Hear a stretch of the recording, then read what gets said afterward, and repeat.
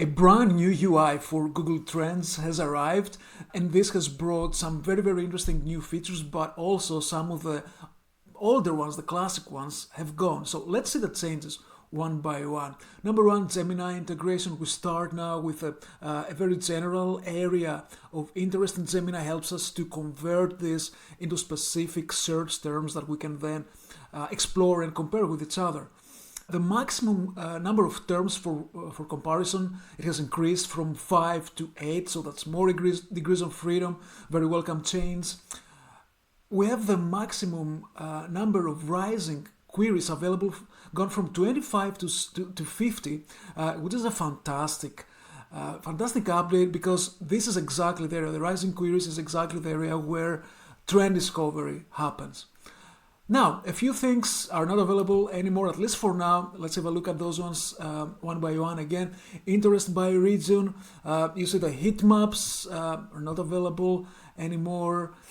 Search operators, again, they don't seem to work right now. And also the filter that we used to have for categories. So, for example, if I wanted to find search interest for Jaguar, the animal, and not the car, this is where I could select my category. Are these gone forever? I think they are not, because just yesterday the product manager of Google Trends mentioned in a post that Google will be migrating the more advanced features into the new UI throughout the year. And also, I actually did a little bit of digging, because just very recently Google Trends announced an API.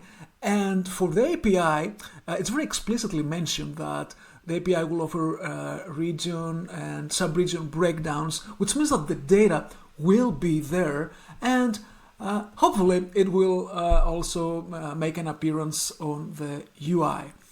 I'm very optimistic, and I hope that there will be a stage where we can combine the AI-powered Google Trends with the classic Google Trends and the access to the API, and this for sure will enable so many new opportunities for insight discovery.